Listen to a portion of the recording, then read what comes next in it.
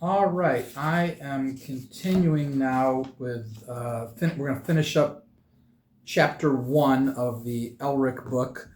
Um, I find this a very interesting situation. He needs drugs or he's going to die, and he doesn't have drugs, so he's dying. But if he kills with the sword, he doesn't need drugs. That is a very is precarious the right word? That's a very precarious situation to be in. So I don't think he's going to kill this not young boy, but this boy. I'm assuming he's a teenager. Um, but I'm not really sure. He reached towards the boy to reassure him. Let me see here. I may have already read this last part. I don't remember exactly where I left off, but it's on this page. So we'll just start from here and we'll finish this chapter and possibly go into chapter 2. I'm not sure. I think I'm just going to finish this chapter and we'll just leave it at that. But I'm really, really curious what is going to happen with this story now. Is it really just Elric traveling the world, finding out all that's going on in the world and acquiring knowledge and wisdom? I'm guessing that's his plan here. So let me see. What did that say? He reached towards the boy to reassure him. This minor turn of events. Okay. The motion caused Anai to jerk up his head and make a noise in his throat. Clearly, he set no store by Elric's attempt to regain his confidence. He set no store? What does that mean? Clearly, he set no store by Elric's attempt to regain his confidence. I don't even know what that means. Without further remark, he left the room, his bare feet pattering down the long corridor and the steps into the narrow street. I think that's where I stopped reading last. Convinced that Anai was now gone for good. Okay, so, Elric knew a sudden pang of sadness. He regretted only one thing now, that he would never be reunited with Cymoril and return to Melnibone to keep his promise to wed her. He understood that he had always been and probably would always be reluctant to ascend the ruby throne again, yet he knew it was his duty to do so. Then why didn't you do it? Had he deliberately chosen this fate for himself to avoid that responsibility? Elric knew that, though his blood was tainted by his strange disease, yet what is that disease? I don't know really what his disease is. Did I miss it? Maybe I read it and just didn't get it. It was still the blood of his ancestors, and it would not have been easy to deny his birthright or his destiny.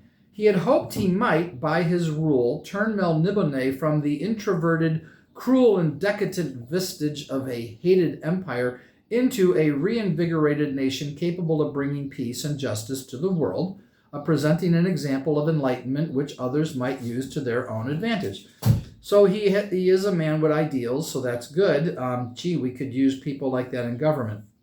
Thankfully, we still have some in government, but they're going to have to somehow avoid all of these rigged elections that Republicans are doing and get government back. And I don't know if that's possible, since the Republicans are claiming the Democrats are the ones who are rigging elections, which is kind of hilarious.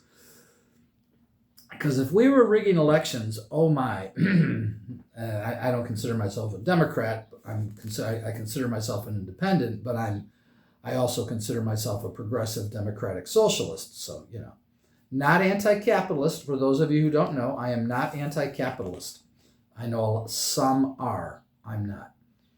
And I don't think Mamdani is anti-capitalist either. Nor do I think Bernie Sanders is anti-capitalist. All right, we can talk about that anytime. Well, no, we can't, because I don't need to talk about it anymore. Let's get back to reading, shall we? I get distracted too easily. For a chance to return to Cymoril, he would more than willingly trade the black sword. For a chance to return to the woman that you never had to leave. What?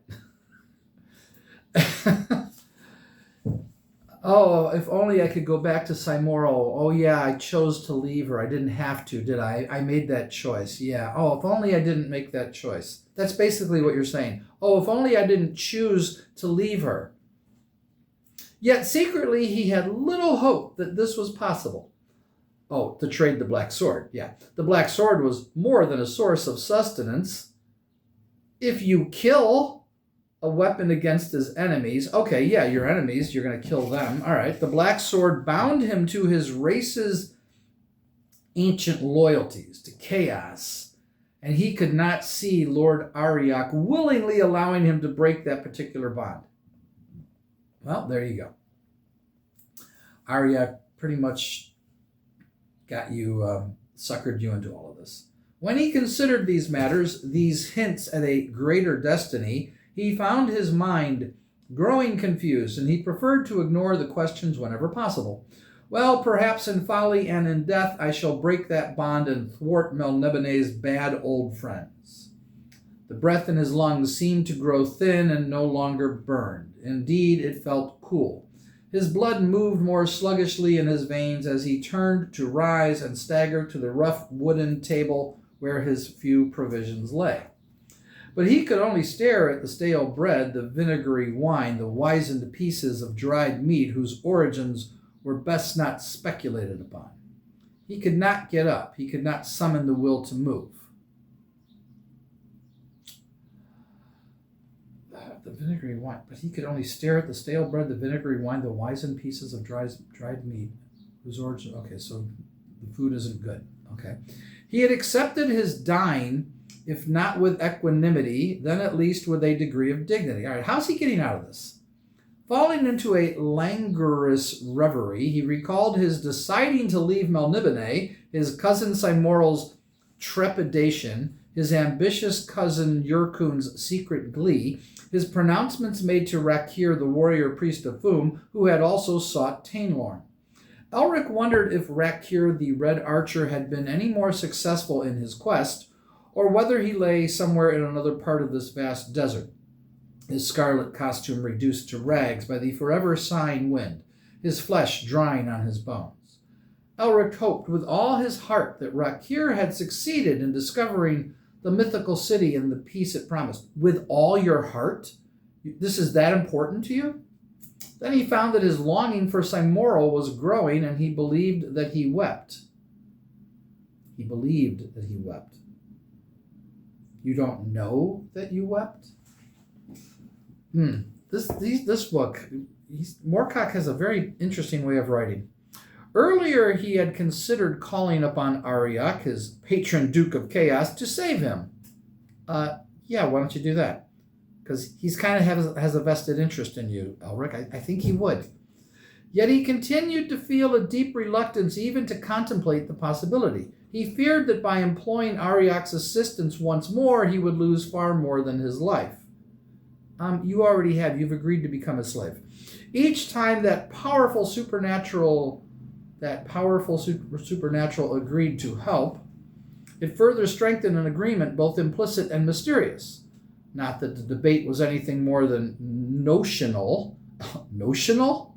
Never heard that word before. Elric reflected ironically.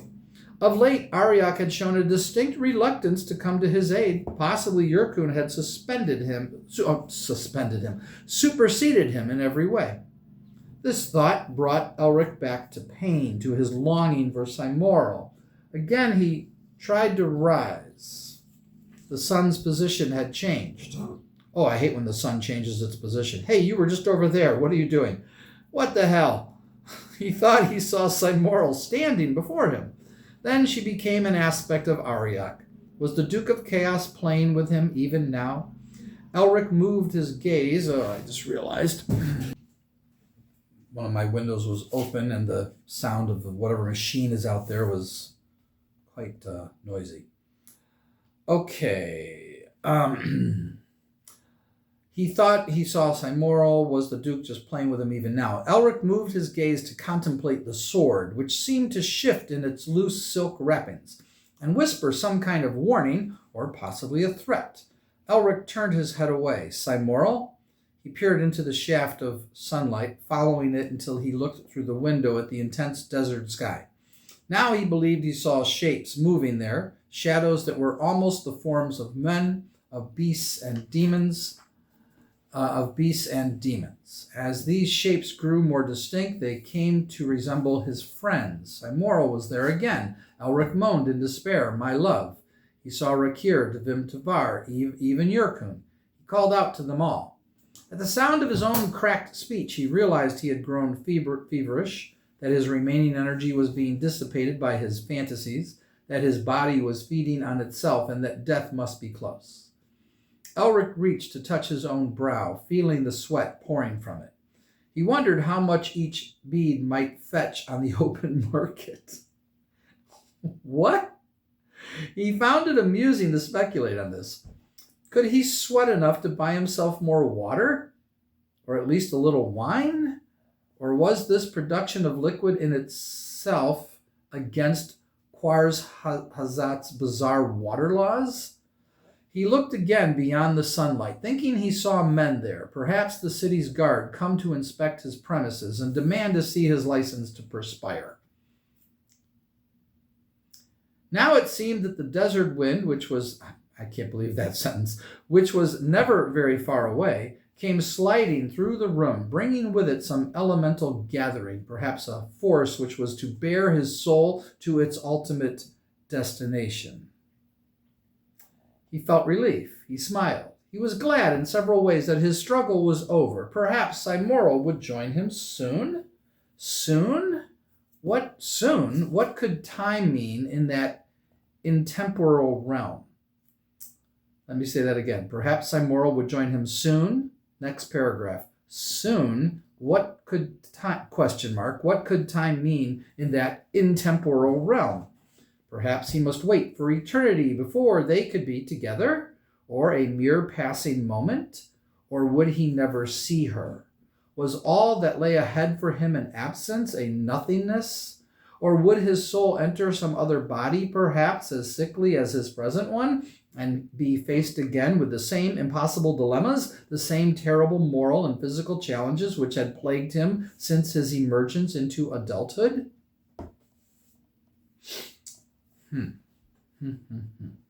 Elric's mind drifted further and further from logic, like a drowning mouse swept away from the shore, spinning ever more crazily before death brought oblivion. He chuckled, he wept, he raved, and occasionally slept as his life dissipated its last with the vapors now pouring from his strange bone-white flesh. Any uninformed onlooker would have seen that some misborn diseased beast, not a man at all, lay in its final agonies upon that rough bed. Darkness came, and with it a brilliant panoply of people. Panoply, there we go, I haven't heard that word in a long time.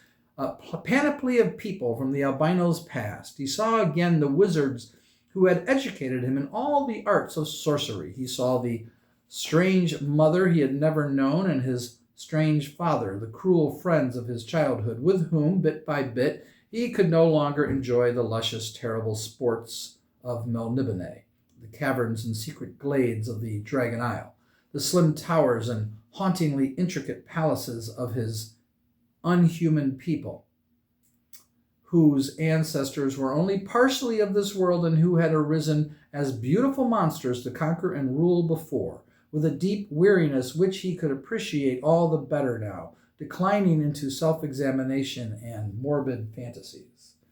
And he cried out, for in his mind he saw Cymoral, her body as wasted as his own, while Yurkun, giggling with horrible pleasure, practiced, T-I-S-E-D, not T-I-C-E-D, practiced upon it the foulest of abominations. And then, again, he wanted to live, to return to Melnibone, to save the woman he loved so deeply that often he refused to let himself be conscious of the intensity of his passion. Period. But he could not. Period. I think that should be comma, but I'm very confused.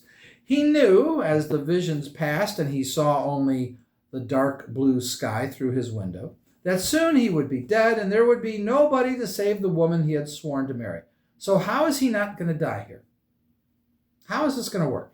By morning, the fever was gone, and Elric knew he was but a short hour or two from the end. He opened misted eyes to see the shaft of sunlight, soft and golden now, no longer glaring directly. Is he going to die? Directly in as it had the previous day, but reflected from the glittering walls of the palace beside which his hovel had been built. Feeling something suddenly cool upon his cracked lips, he jerked his head away and tried to reach for his sword, for he feared that steel was being positioned against him, perhaps to cut his throat. Stormbringer, he says. It looks like he says it. It says Stormbringer, it's in quotes. ... His voice was feeble and his hand was too weak to leave his side, let alone grip his murmuring blade. Oh, did the sword say it? I don't know. He coughed and realized that liquid was being dripped into his mouth. It was not the filthy stuff he had, so this is going to cure him. It must be an eye. The filthy stuff he had bought, that's what I'm guessing, with his emerald, but something fresh and clean. It was not the filthy stuff he had bought with his emerald. What filthy stuff did he buy with his emerald? See, you keep saying things and I don't know what you're talking about. Maybe I'm wrong, but I don't think that's good writing, to say something and go, what? when the reader goes, huh? What? I mean, sure at times, but I can see certain situations where that is, where you do want to confuse the reader, but... He drank, trying hard to focus his eyes. Immediately before him was an ornamental silver flash, a golden soft hand, an arm clothed in exquisitely delicate brocade, a humorous face which he did not recognize. He coughed again. The liquid was more than ordinary water. Had the boy found some sympathetic apothecary? Oh, yeah, apparently, because you're going to live. The potion was like one of his own sustaining distillations. He drew a ragged, grateful breath and stared in weary curiosity at the man who had resurrected him, however briefly. Smiling, his temporary savior moved with studied elegance in his heavy, unreasonable robes. Good morning to you, Sir Thief. I trust I'm not insulting you. I gather you're a citizen of Nadsokor, where all kinds of robbery are practiced with pride. Practiced, I don't know. Elric, conscious of the delicacy of his situation, saw fit not to contradict him. The albino prince nodded slowly. His bones still ached. How is he a thief? Maybe he is, I don't know. The tall, clean-shaven man slipped a stopper into his flask. The boy Anai tells me you have a sword to sell? So you're saving him before selling... Okay. Perhaps... Certain now that his recovery was only temporary, Elric continued to exercise caution. Okay.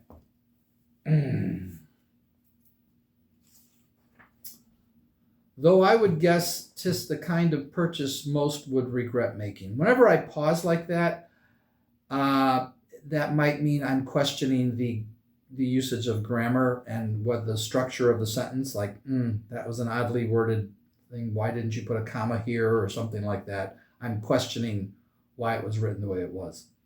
Though I would guess 'tis the kind of purchase most would regret making. But your sword is not representative of your main trade, eh? You have lost your crooked staff, no doubt. Sold for water? A knowing expression. Elric chose to humor the man. He allowed himself to hope for life again. The liquid had revived him enough to bring back his wits, together with a proportion of his usual strength. Aye, he said, appraising his visitor, maybe. So-ho? What? So-ho? What does so-ho mean? What? Do you advertise your own incompetence? Is this the way of the Nadsokor Thieves' Company? Thou art a subtler felon than thy guise suggests, eh? I'm confused. This last was delivered in the same canting tongue Anai had used on the previous day. I like the cant. That's kind of neat. Maybe that's why I'm going, huh? Now Elric realized that this wealthy person had formed an opinion of his status and powers which, while at odds with any actuality, could provide him with a means of escape for his immediate predicament. Elric grew more alert. You'd buy my services, is that it? My special prowess, that of myself and possibly my sword? The man affected carelessness. If you like, but it was clear he suppressed some urgency. I have been told to inform you that the blood moon must soon burn over the bronze tent. I see. Elric pretended to be impressed by what to him was pure gibberish. The blood moon must soon burn over the bronze tent. Okie dokie. Then we must move swiftly, I suppose. So my master believes. The words mean nothing to me, but they have significance for you. I was told to offer you a second draft if you appeared to respond positively to that knowledge. Here. And he held out, smiling more broadly, the silver flask, which Elric accepted, drinking sparingly and feeling still more strength return, his aches gradually dissipating. Your master would commission a thief? What does he wish stolen that the thieves of Quarzhasat cannot steal for him? Aha, sir, you affect a literal mindedness I cannot believe in now. He took back the flask. I am Rafi Azkim, and I serve a great man of this empire. He has, I believe, a commission for you. We have heard much of the Nadsokorian skills, and for some while have been hoping one of your folk might wander this way. Elric is not a Nadsokorian, is he? I don't think he is. Did you plan to steal from us? None is ever successful. Better to steal for us, I think. Wise advice, I would guess. Elric rose in his bed and put his feet upon the flagging. Already the liquid strength was ebbing. Perhaps you would outline the nature of the task you have for me, sir? He reached for the flask, but it was withdrawn into Rafi Azkim's sleeve.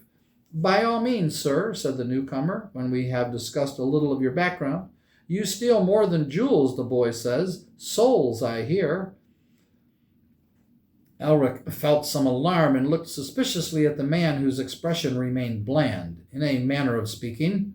Good. My master wishes to make use of your services. If you're successful, you'll have a cask of this elixir to carry you back to the young kingdoms or anywhere else you desire to go.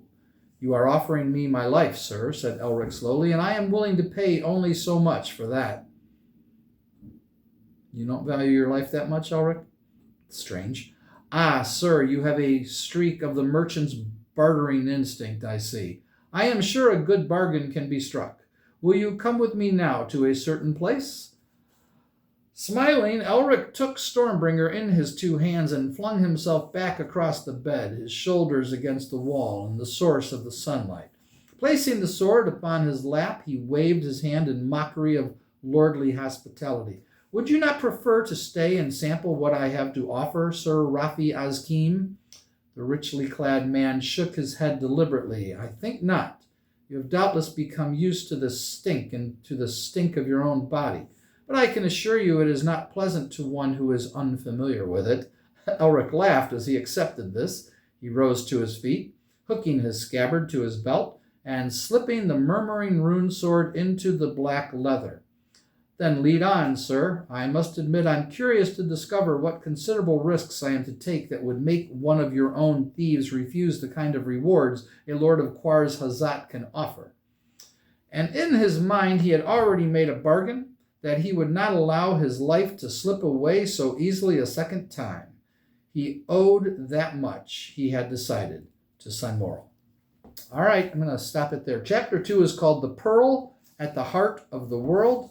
And we're dealing with longer chapters now. I think this one is like 15 pages or something.